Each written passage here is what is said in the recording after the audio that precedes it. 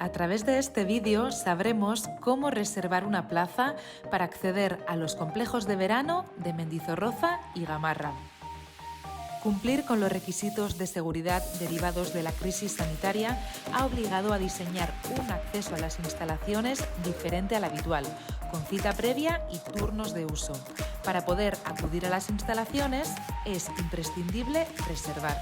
Se han establecido 2 turnos de acceso, de mañana y de tarde, y 2 periodos, semanal y de fin de semana. Comenzamos con la reserva. Para empezar, accedemos desde nuestro navegador a la página vitoria-mediogasteiz.org/verano 2020. Es importante que tengamos en cuenta los requisitos que aparecen en la página, ya que existen limitaciones en las reservas. Igualmente, es conveniente conocer la nueva normativa de uso de las instalaciones. Desde aquí, hacemos clic en el botón azul Reserva para Gamarra o Mendizorroza para inscribirnos. Seleccionamos el lugar y llegamos a otra página donde debemos seleccionar el turno. Elegimos el día y le damos a inscribirse.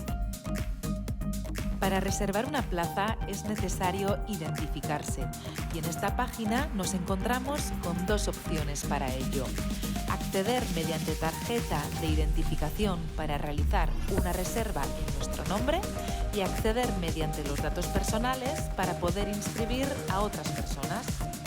En este caso, seleccionamos acceder mediante tarjeta de identificación. Elegimos la TMC como medio. Introducimos el código de la tarjeta, la contraseña, el juego de barcos y le damos a aceptar. Ya nos hemos identificado.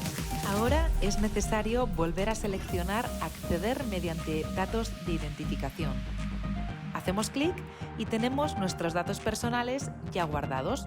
Los comprobamos y le damos a confirmar inscripción. Ya está nuestra reserva. Esta acción tendremos que realizarla tantas veces como vayamos a apuntarnos. A la hora de acceder a la instalación, simplemente tendremos que acudir con la TMC.